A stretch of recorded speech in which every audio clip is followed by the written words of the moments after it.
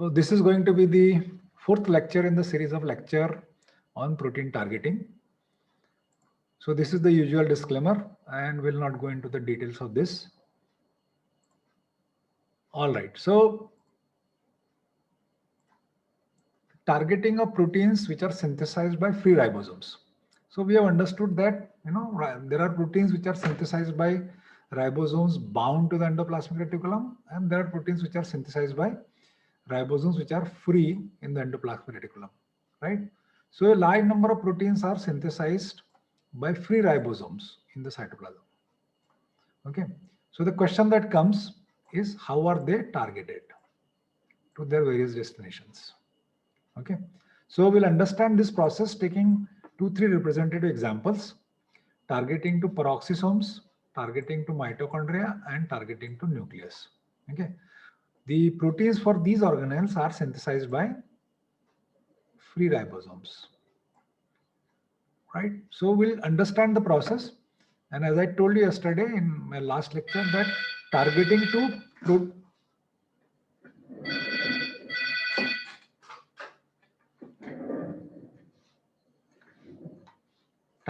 to lysosome is probably the best understood one, but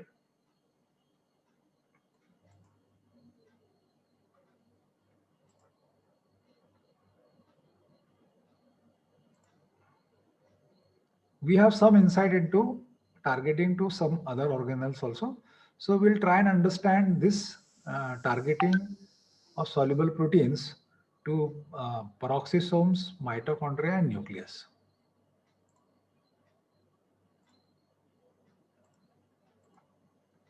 Okay, so this is what I just explained you. So we have understood this, taking example of lysosomal protein, which is one of the best understood processes.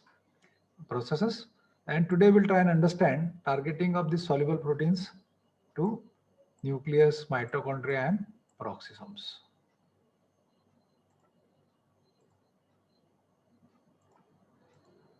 Okay, so let us first understand targeting to peroxisomes. So what are peroxisomes?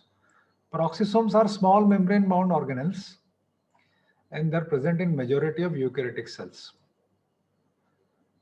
Okay, and what is their significance? They play a significant role in detoxification. They play a very important role in detoxification. They contain large number of oxidases, enzyme oxidases, and catalase, which generate and degrade hydrogen peroxide respectively. Oxidases particularly work on lipids and produce hydrogen peroxide, which is then hydrolyzed using catalase to less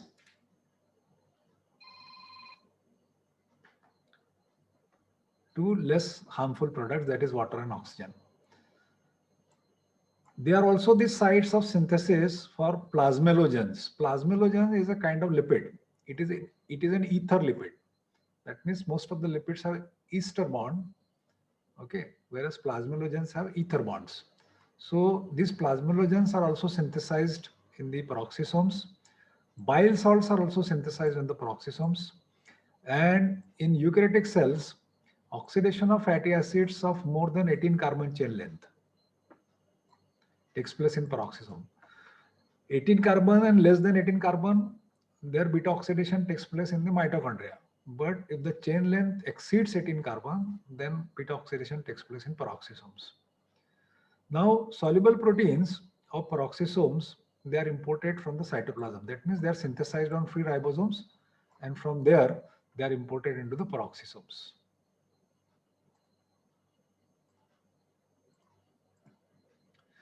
Now, what was found out is that all proteins which are meant for peroxisomes, synthesized on the free ribosome, all of them, they contain a C-terminal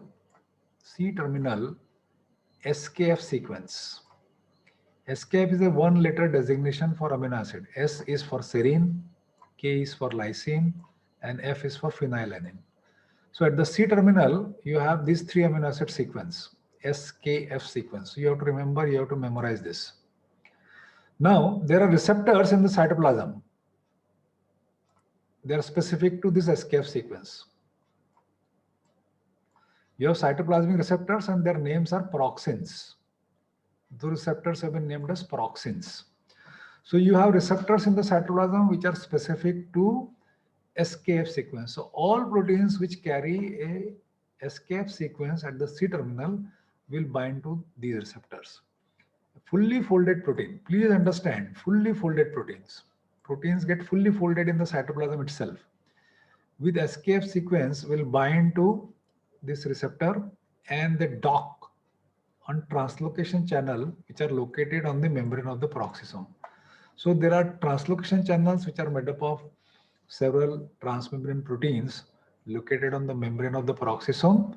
So this protein receptor complex will dock on those translocation channels. The protein will be translocated across into the lumen of the peroxisomes, whereas the receptor is going to be recycled back. Receptor will be recycled back. Escape sequence remains a part of the mature protein. Please understand this. So don't get confused. Signal sequence in majority of the proteins, gets cleaved after the job is over. This escape sequence, the job is to bind to the receptor specific for it, and then the receptor and protein complex dock on the channels, translocation channel located on the organelle, and the protein gets sequestered, the protein get passaged through the channel into the lumen, and after that this escape sequence is not cleaved. It remains a part of the mature protein. And how do people found out the significance of this escape sequence? Removal or mutation in escape sequence, either you remove this escape sequence, or if one or more than one amino acid of the sequence is found to be replaced, then it was found to affect the transport of these proteins to the peroxisome. That itself indicated the significant role of this escape sequence in the transportation of proteins meant for peroxisomes.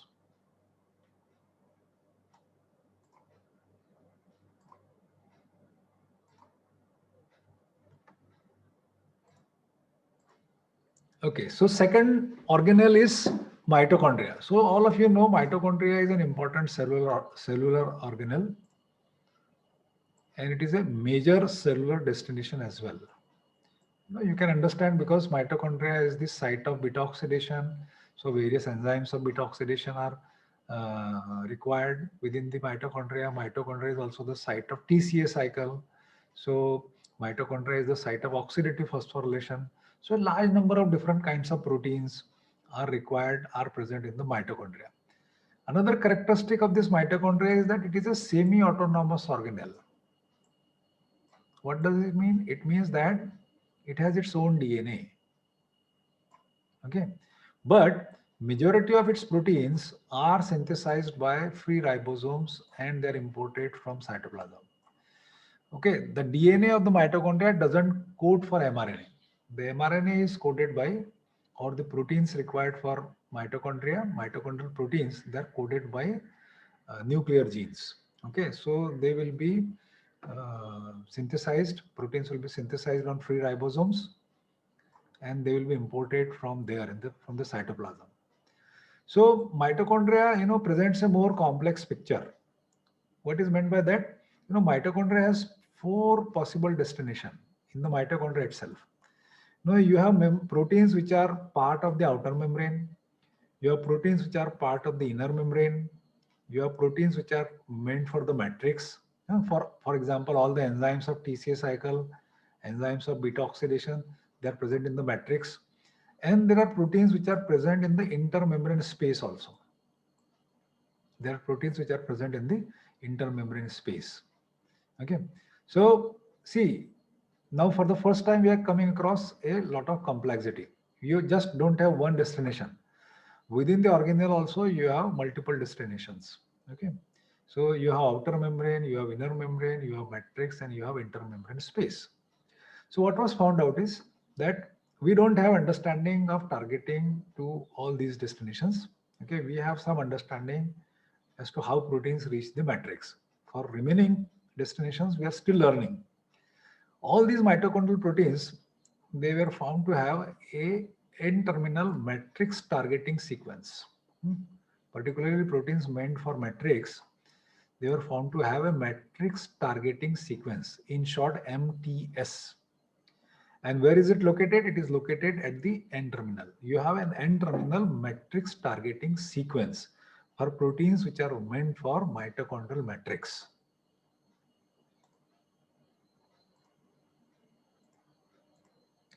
Okay, so what are the characteristics of those that matrix targeting sequence?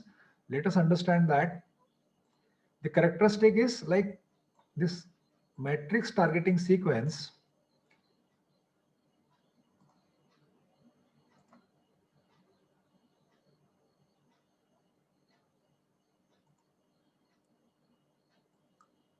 it is generally 15 to 35 amino acids long.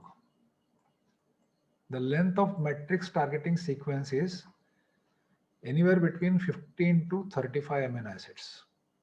Okay, and where is this located? Please remember, this is also located at the N-terminus.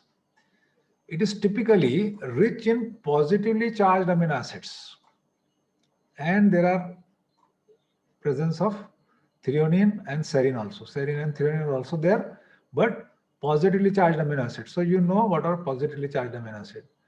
You have lysine, arginine, histidine. These are the positively charged amino acids. Please remember that it is not a consensus sequence. Okay, what does it mean? It means that though a sequence with this characteristic is present in all the proteins which are meant for mitochondrial matrix, but it is not uniform.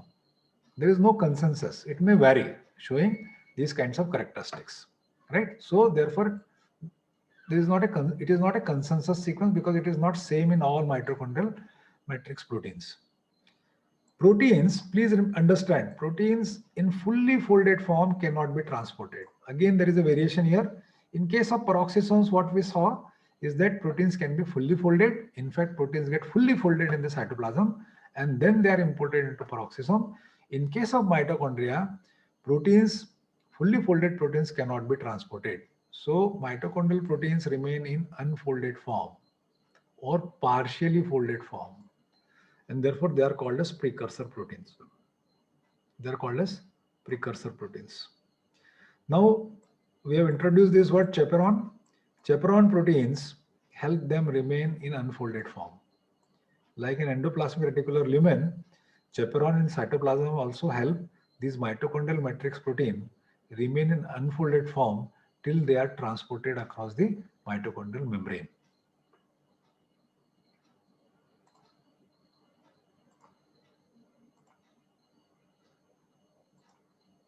Okay, so what is the mechanism? Let us understand the mechanism.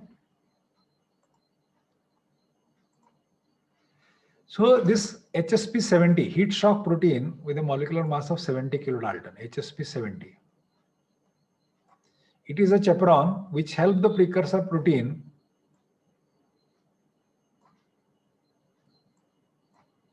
move to an import receptor. So this is HSP70 here, shown here.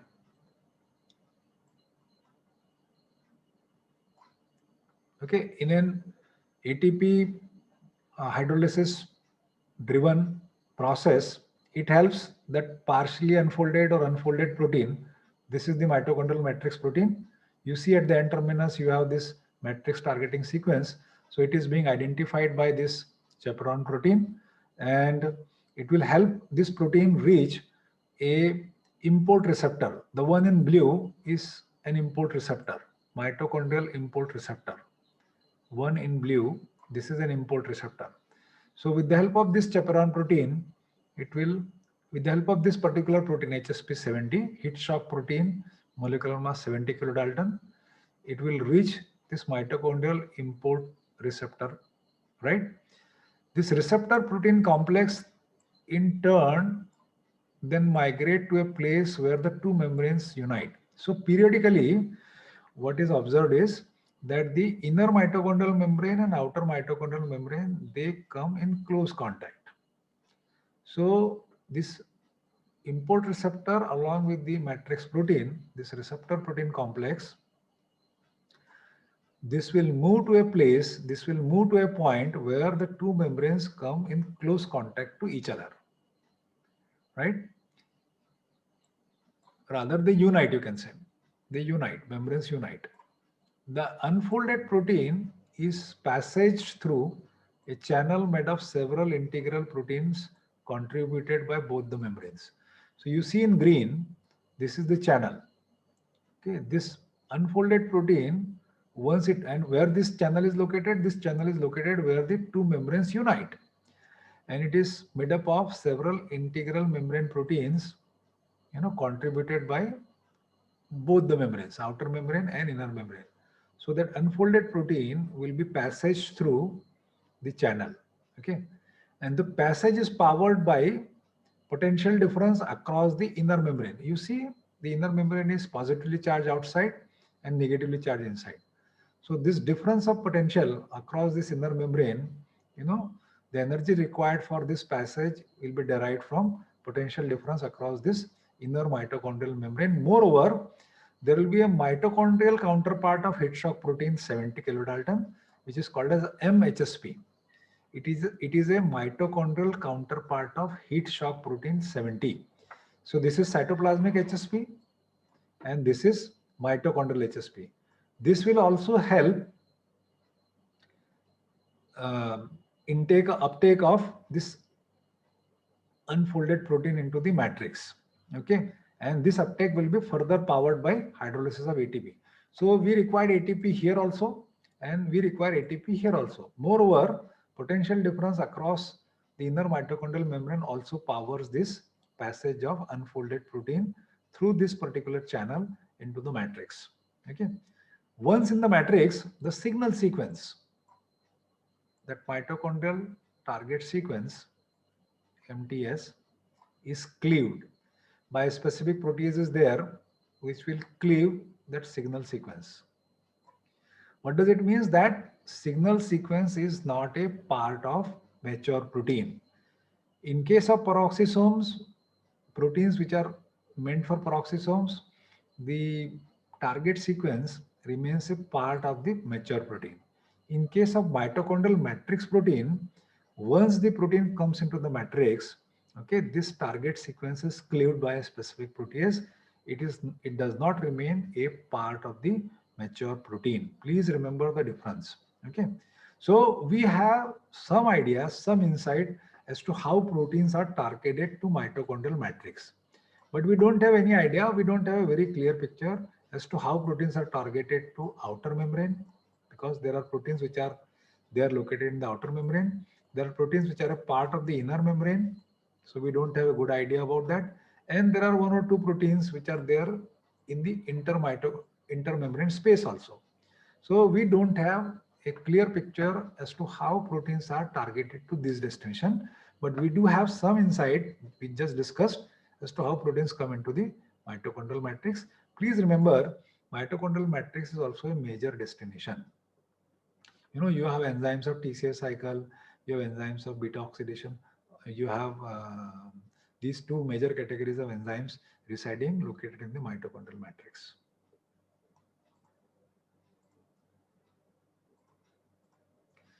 Okay, now we'll see finally how proteins are targeted to nucleus. So nucleus is also a major destination. It has two membranes.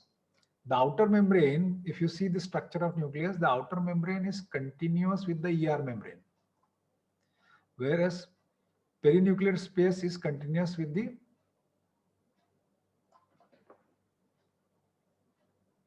ER lumen. Okay, what does it mean? That outer membrane of the nucleus, it is continuous with the outer membrane of the nucleus, outer membrane of the endoplasmic reticulum, whereas the space between the two membranes of the nucleus, it is continuous with the lumen of the endoplasmic reticulum. Now, nucleus, it is home to these classes of proteins. You have DNA polymerase in the nucleus, you have RNA polymerases, DNA polymerases, RNA polymerases, you have histone proteins which are part of chromatin, you have transcription factors which are required during the transcription, particularly in eukaryotic cells. Okay, so you have these major categories of proteins which are part of the nucleus. Nuclear membrane is found to have pores in it. There are pores in the nuclear membrane which can allow passage of smaller proteins. Typically less than 15 kilodalton proteins can very easily get in and get out of these nuclear pores. So stone proteins basically, they won't require any sort of a signal. Okay, they can very easily move in and out of the nucleus, okay, through these nuclear pores. But proteins which are larger, more than 90 kilodalton, okay, they cannot pass through these pores, and therefore they need specific signal for importing into the nucleus. Okay, so they have to have some sort of a signal, and then through a specific mechanism they will be imported into the nucleus. And nuclear proteins like mitochondrial proteins, they are all synthesized in the cytoplasm by free ribosomes. So please understand, now here we have two categories. One is small proteins of the nucleus, less than 15 kilodalton. The barrier is, there is no barrier. They can very easily get in and get out of the nucleus through these nuclear pores. Please remember, in case of nucleus, though it is also a membrane bound organelle, it's not a very tight compartment. The reason is that the pH and osmotic pressure of the nucleoplasm and cytoplasm is same. So it need not maintain a very tight compartment, and therefore these histone proteins can very easily get in and get out through these pores. But if the protein is larger, more than 90 kilodalton particularly, then it needs specific signals so that it can be imported into the nucleus.